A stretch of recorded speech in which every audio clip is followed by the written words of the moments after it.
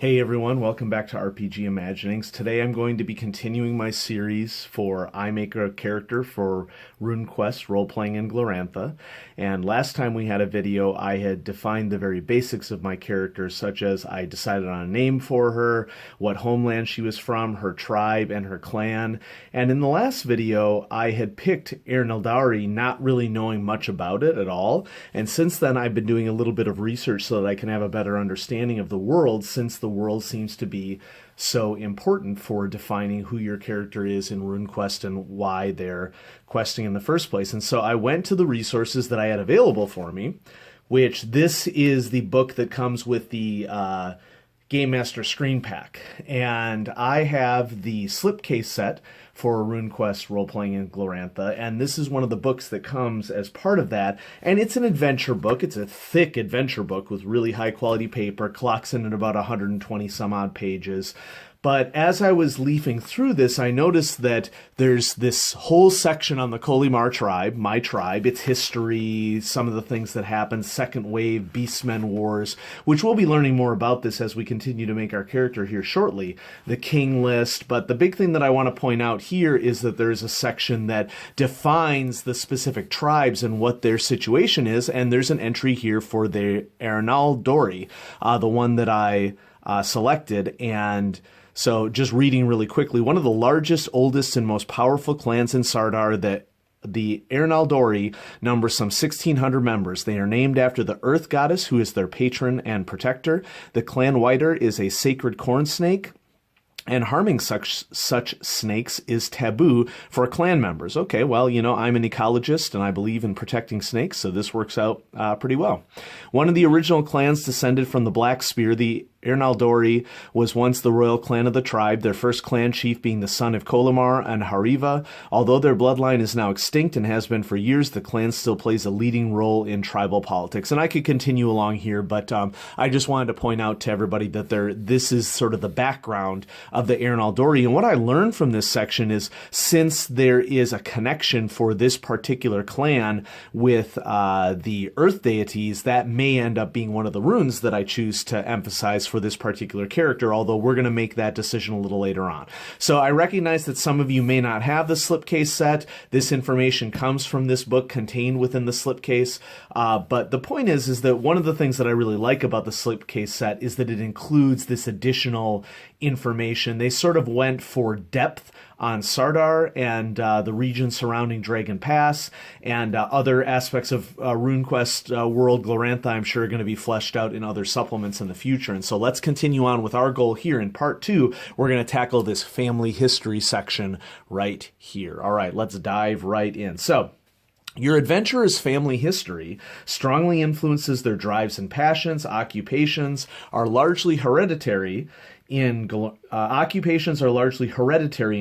as is membership in most cults. How a parent or grandparent lived or died helps establish your adventurer's identity. And so how to use this section? Well, we're going to do this in a couple parts. Okay, first part is pick which family member had the most important impact on your adventurer's sense of identity. Well, you know what? I'm going to go ahead, before I do anything else, I'm going to turn back to this section that we were at before that highlighted Sartar right here, and we'll just get some bookmarks in here so that so we can save our place right here. I'm going to go back to this Sardar section and go back to this naming section, because I want to go ahead and nail down the names of my parents and grandparents and everything. And so there's a section here on page 3 of the character sheet titled Family, and there's a section for grandfather and grandmother, father and mother. I'm just going to go ahead and pick some names for those people so that we can start working off of this. One thing that I wanted to point out for the this Erneldari, I spelled it incorrectly on my character sheet here, it should be Dory, is that they are largely matrilineal. And so I think when I need to make a decision about influence, I'm probably going to be choosing the female member of my family, just to sort of follow with the provenance of what this particular clan is all about. So grandfather, my grandfather's name was Farnan. And my grandmother's name was Leica. She shares a name with the tribe's leader, and the tribe's leader. My father's name Let's go with Jarang. And my mother's name is Bera. I'm just picking from these Sardarite names that are here in the rule book. You know, this is always something that I could change a little later on as I'm continuing to go through, but I just like to have like a basis to get started. And so let's go back here to step 1. Pick which family member had the most important impact on your adventurer's sense of identity. The grandparent that is most significant to your adventurer's story. If in doubt, pick a grandparent from your adventurer's clan instead of a grandparent that married into your clan. Well, we're going to say that since this is a matrilineal society, I'm going to go ahead and say that my grandmother was the most influential person for me. And so my grandmother is Leica, so favored grandparent is Leica. And there's a section here to choose the occupation of your grandparent and parent. And you can roll on this table, but I kind of have an idea of what I want to do with my particular character that I'm working with here. And so I'm going to say that the occupation of my grandparent is a warrior. I could roll for this, but that's what we're going to say. Okay, now my favorite parent, I'm going to go ahead and go with my mother. My mother is Bera. And since these are inherited, I'm going to say that my mother followed in her grandmother's footsteps and was also a warrior. And honestly, I haven't decided yet what occupation my character would be, but I kind of like the idea of coming from a warrior family that was passed down through time. And so just some additional guidance here. Occupations tend to be hereditary. So if your adventurer's grandparent was a farmer, but you then decide that your parent was a warrior, you should explain why or how they went against social expectations. This might be something that I might go with for my character. My character, I'm sort of feeling, is going to break from the mold of the warrior past, but still maybe be grappling with the fact that I came from a warrior culture, and maybe my character didn't choose to do that. And so now we're at step 3, and step 3 has many steps. And for these steps for each year, notice here under family history, we're going to work through our favorite grandparents' history. We're going to work through our favorite parents' history. We're going to work through my character's history as well. And so this is going to require several steps, which is why it's going to get its own video, and probably why it also has its own step for character creation. There are rules for you to skip the family history step because this is going to take some time. It basically means adding some additional passions to your character sheet and then modifying them. And then there's an even bigger shortcut version of it as well that you could do. I'm going to go ahead for this video and show you what the full process would be. And so we're going to work through year by year. The life events of your most important grandparent may present a background of normalcy that your life contrasts with. Alternatively, their life may include events that triggered a cascade of conflict and feud that defines your life. Either way, your personal history starts here and with that of your most important grandparent. Great, let's get started. So our first year for this is 1561. There's just a single entry here. Your grandparents were born by this year. Okay, it doesn't say exactly when they were born, but then we skip ahead to the year 1582 in the Sardar calendar. Participating homelands all. Well, what happens? King Tarkalor and his wife, the Feathered Horse Queen, went to war with the Lunar Empire to aid the Old Tarshites, aided by Praxium and Asrolian mercenaries and volunteers. The Red Emperor personally led the Lunar Army, and when the armies met at the Battle of Grizzly Peak, the Lunar Army swept the field with their vastly superior magicians. Both King Tarkalor and his wife were killed. Of special note, your parents were born by this year. So there are some young ones involved here. And so year 1582 events, here's where we're going to start rolling. There are frequently some modifiers that appear here. So if you are Asrolia or from Asrolia or Prax, you would get a -5 to the D20 roll, increasing the chances for one of these results. But I'm just going to go ahead and roll my D20, and I get a 13. And since I'm not from either of these provinces, it's just whatever the raw roll is. Your grandparent was present at the Battle of Grizzly Peak. See below. Okay? And so now we're going to go to this next table. If you are a noble or a priest, +5 to D20 roll. Well, neither my grandparent or parent were a noble or a priest, so I don't add any modifier. Let's go ahead and roll. This time I rolled a 2, a really low number. They survived. If Sardarite or Lunar Tarshite continue to Battle of Aldachur, if other, your grandparent went home. Okay, so we're going to go ahead to the Battle of Aldachur. Roll it. Whoops, I should roll on the book. There it is, a 6. Okay. If Sardarite, your grandparent, witnessed the Aldachuri acclaimed Tarkalor's son, Terasarine, as Prince of Aldachur, gain loyalty Sartar. If Lunar Tarshite, your grandparent, retreated home. All right, so we're going to say that my grandparent and parent were members of Sartar all along, so I gain loyalty Sartar. You'll notice here on the adventure background worksheet, we have some base passions. Well, the other passion is on the very front of the character sheet, right here where it says passions and then honor. So I'm going to gain loyalty to Sartar. And whenever you gain a loyalty, I think that the starting value for that is 60. So we're going to go ahead and do that. All right. I'm also going to record the 1582 events right here. Okay. So 1582, if I were to summarize this, I would say survived Battle of Grizzly Peak,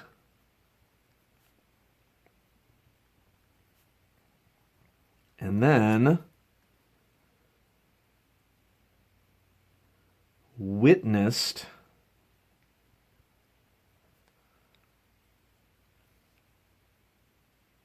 Aldachuri. I'm going to have to do some reading about this.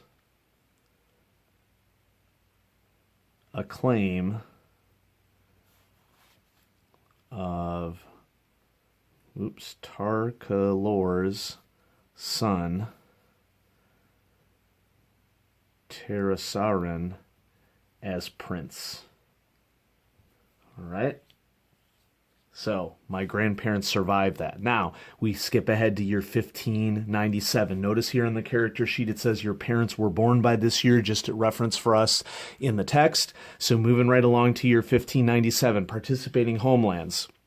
As Rolia, Grazelands, Lunar Tarsh, and Sartar, my grandparents and parents are Sartarian.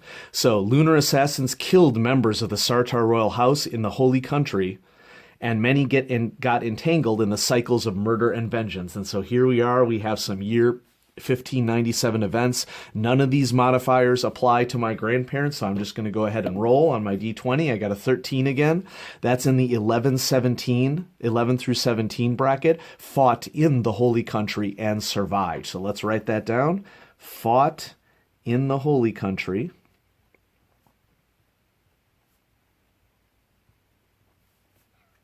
and survived. And of course, depending upon how you roll, there can be a lot of variability in what these events are all about. Okay, I think I'm going to shift us over a little bit. And I'm going to write over here, but we can still see the book that way. And I won't be needing this just yet. We'll be doing all the mechanics stuff in a future video. Right now, we're just defining the history. So here we are in year 1602. All right, there is a variations box here where you can... if you create an older adventurer or a younger adventurer, there's some modifications that can happen here. I'm just going to go with the base rules as we're working through this. So in the year 1602, all homelands are participating. The Lunar Army invaded the kingdom of Sartar with great success, although at high cost, seizing the supposedly impregnable capital city by force and extinguishing the flame of Sartar that united the legendary kingdom. So here we are in our year 1602 events. I'm not Lunar Tarsh, but I am Sartar, so I'm going to add plus 10 to this roll. So a plus 10 basically means that if you are of Sartar, you have participated in the Bold Home campaign. Just for fun, let's just go ahead and roll the dice. I rolled a 17 plus 10 would be in the 11 to 20 range. So I'm going to go ahead and go to the Bold Home campaign.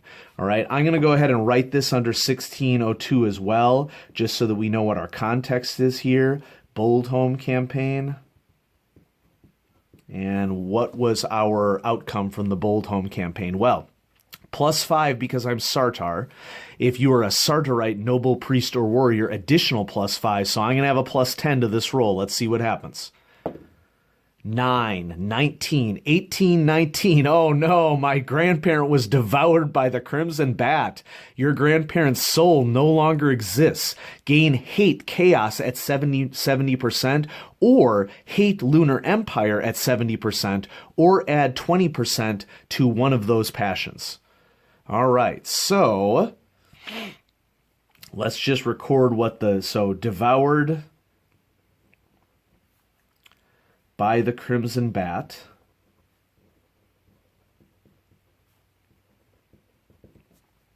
Let me reread this. Oh, I should write down grandparent's soul no longer exists. That escalated quickly. Okay. Oh yeah, by the way, no soul. Gain hate chaos at 70%, or hate lunar empire at 70%, or add 20% to one of those passions. I'm not really sure what that means. Does that mean like one of the existing passions on my character sheet? I guess it means if I already have both of those, I would add 20% to one of them. I think that's what that means. I'm going to go ahead and go with gain hate chaos, because based upon what I've heard on the boards, chaos sort of defines like the evil monsters that exist. And so we're going to add hate chaos. Whoops. Help if I spelled it correctly. I want my sheet to be somewhat clean. You know, we all have preferences about how loved we like to see our character sheet. So hate chaos at 70. I think there's another place on this character sheet that I could have put that as well. I just want to point that out to everybody. Here, there is a hate section here under base passions. And so, you know, I could also, I suppose, have written it there as well. But I like sort of as much stuff as possible collected in one location when I have the choice for that sort of thing. And so there we go. We have 1602, devoured by the Crimson Bear. Pretty sure that counts as killed. Okay. So if I'm killed at this point, I assume that I do not continue on with this section of the character sheet, but let's just read ahead, just in case that there's something here that would be relevant. After the Bold Home campaign, the Lunar Empire dominated Dragon Pass, participating homeland Sardar. Old rivalries reignited, and the Lunar authorities encouraged the tribes to kill each other off. 1604 is the year of your adventurer's birth.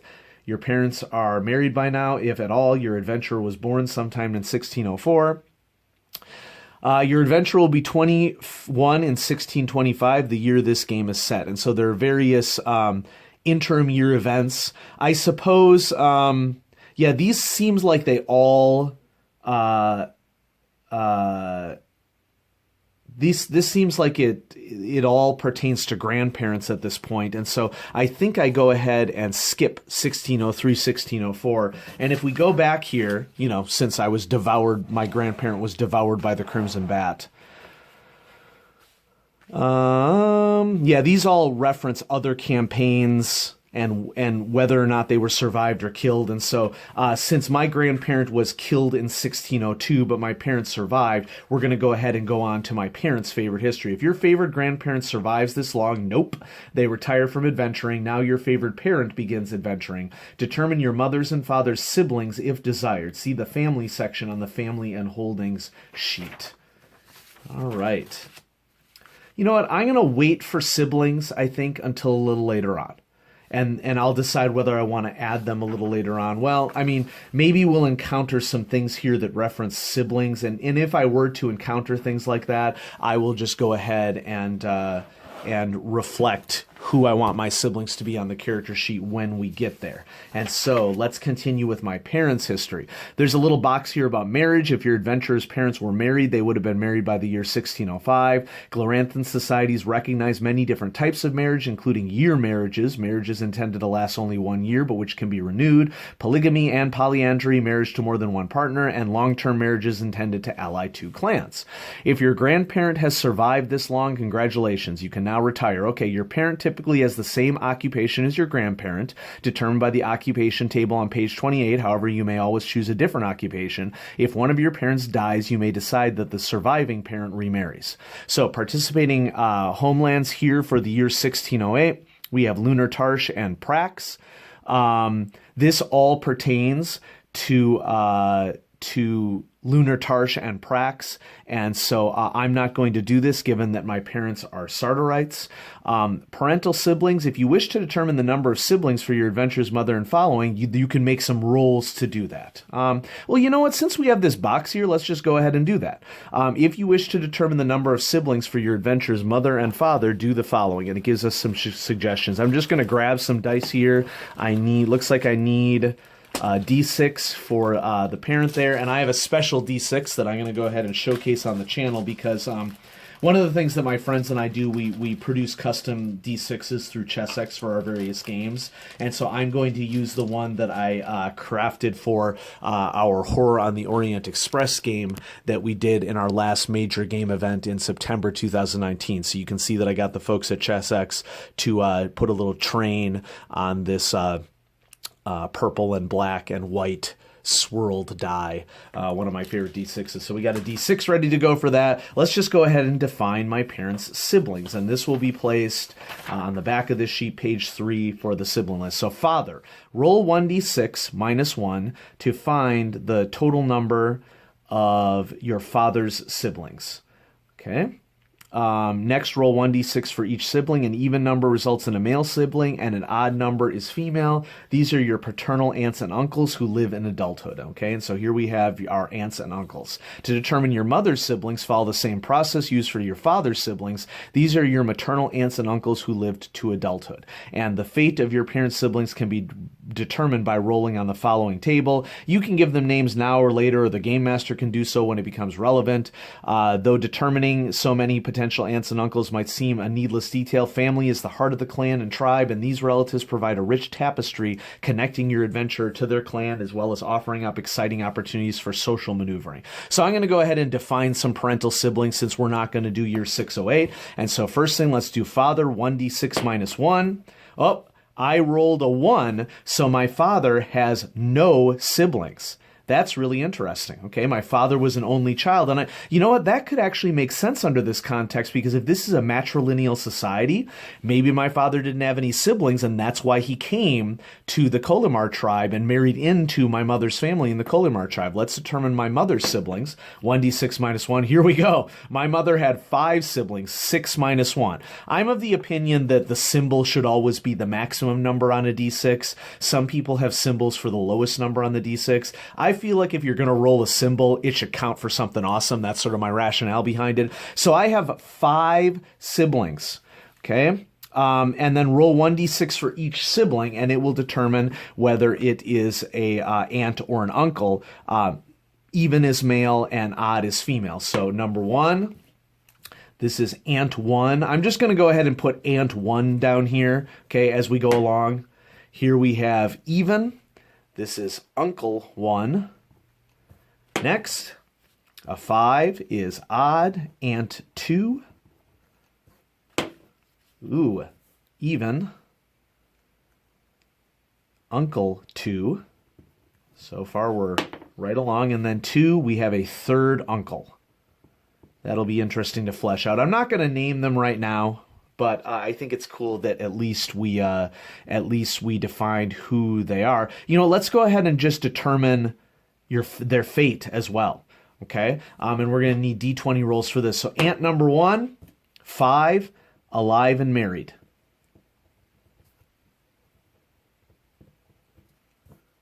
Uncle number 1 rolls a 1, which in this context is good because he's alive.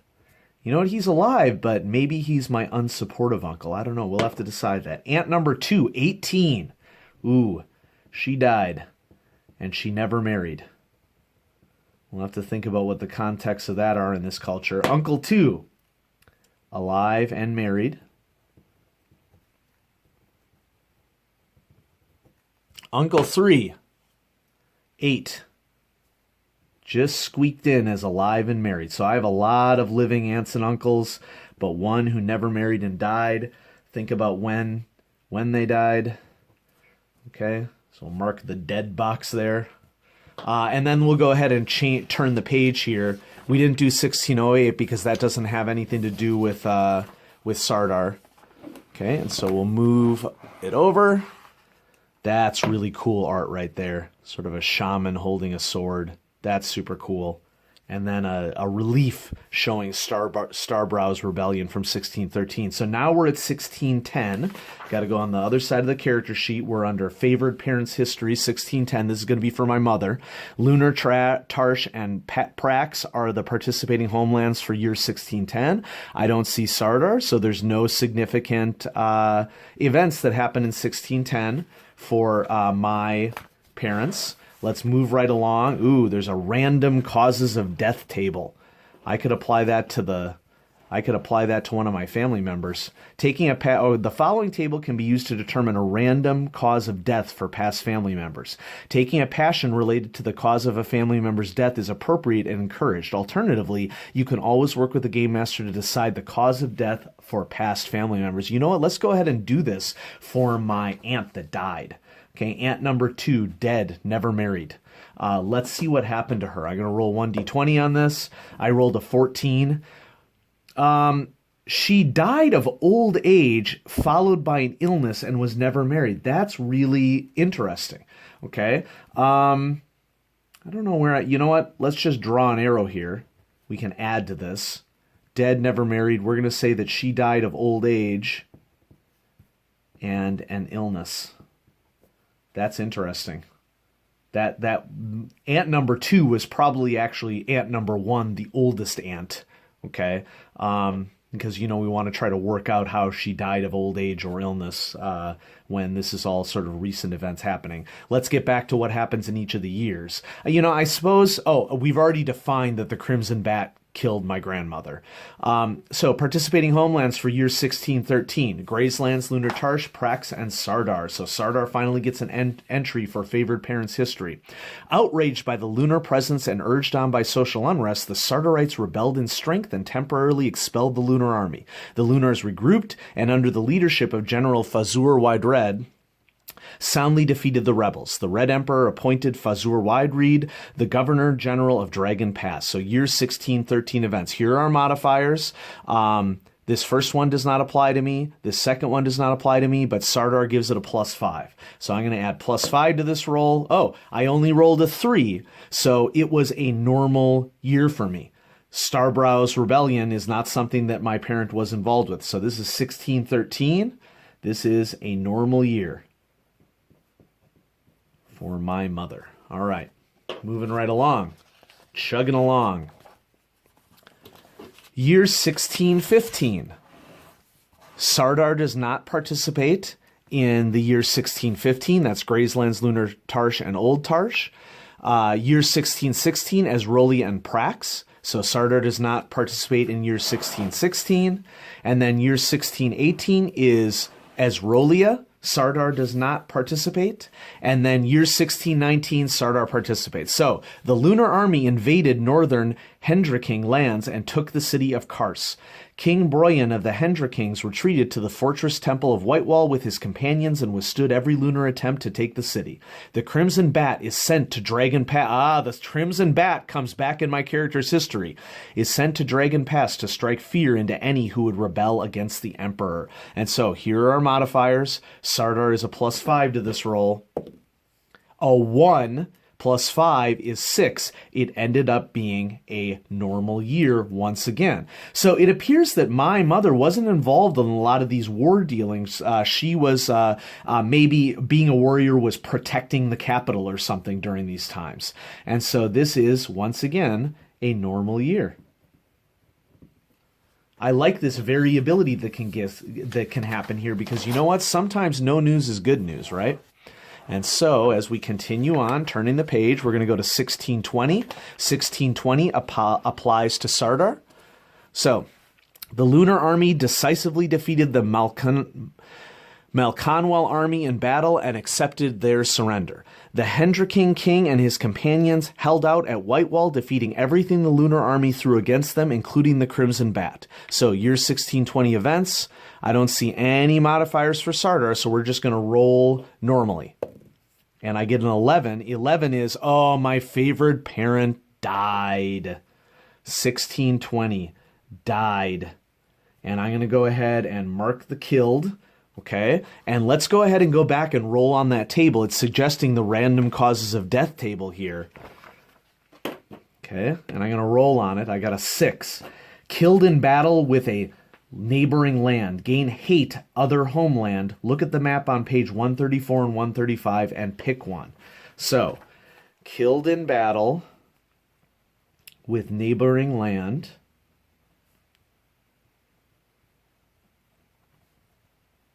And we're going to say that that neighboring land is, you know what? I've been reading a little bit about this. Let's say that it is Lunar Tarsh. Okay, a long-standing enemy, I think, of Sardar. Correct me if I'm wrong. Okay, as I've been doing a little bit of reading on this. And so, yes, my favorite parent has died in battle. Okay.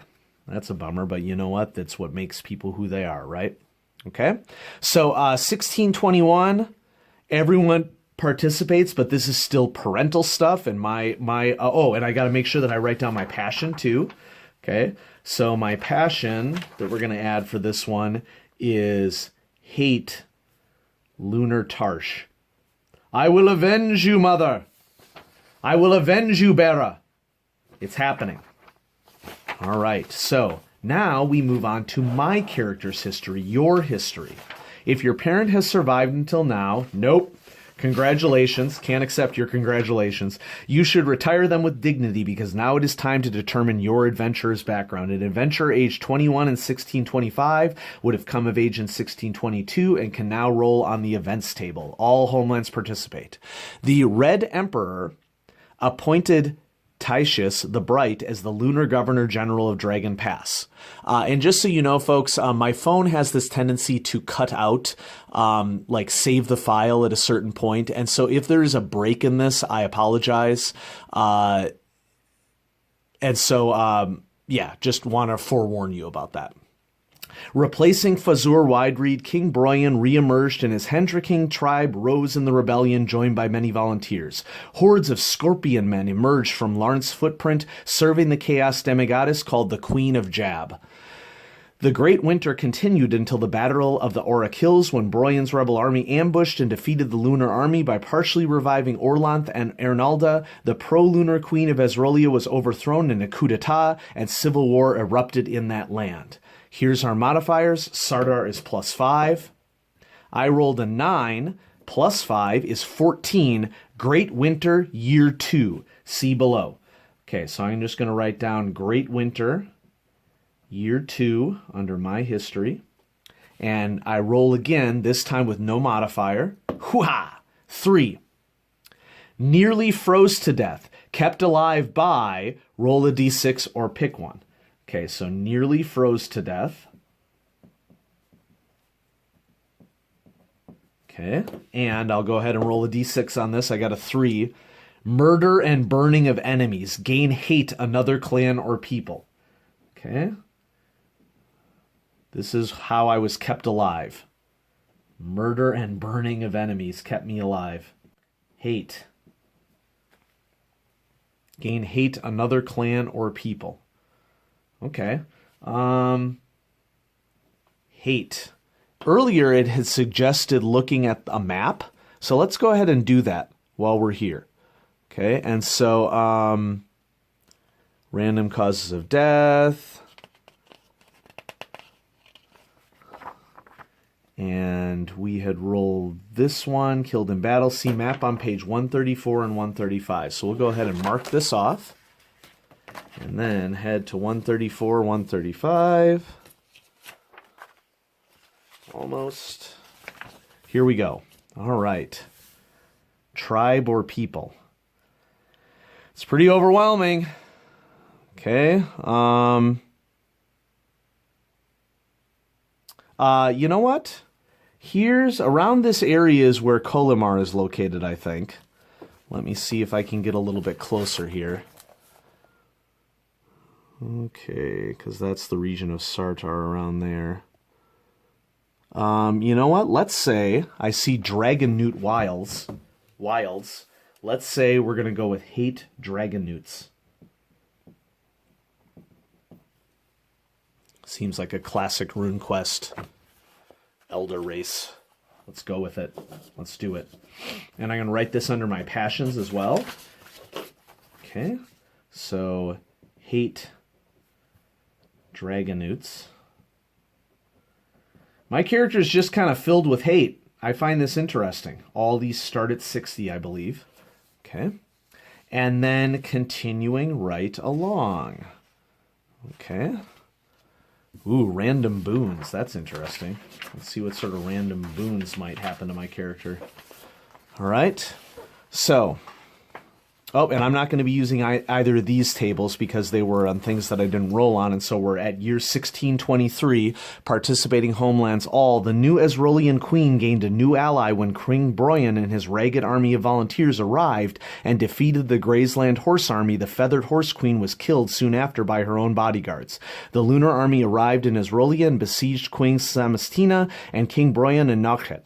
In the north, a gigantic swarm of trolls, trollkin, insects, and darkness creatures crossed Dragon Pass en route to the Castle of Lead. And Sartar is not evolved here in terms of a modifier, so I'm just going to roll 19. Fought in the Siege of Nochet. So I'll write down Siege of Nochet. And we're going to see what happened there. Siege of Nochet. Modifier, Sartar is a +5. Ooh, a 20! Blessed by Queen Samastina. Blessed by Queen Samastina. And I think I'm going to go ahead and I'm going to gain loyalty, Queen Samastina. Lots of things are going to happen here. Okay. Loyalty. Queen Samastina. You can have loyalty to a person as well. That should be an I. Loyalty, Queen Samastina. Add +5% to battle skill. Okay, I'm just going to make a little note of this on the skills. We're going to say +5 battle. Okay, I'm going to note over here on the side, so when I start shaking out skills, gain 1d6 times 100L worth of gifts from the Queen, and plus 1d3 reputation. Okay, I get 500 monies. I'll have to look up what the L stands for. Okay. 500 L's worth of money and 1d3 reputation. I rolled a 4, which is 2, so +2 rep from that as well. And take part in the Battle of Parental Ford, page 43, in 1624. Okay, which is the next year. All right.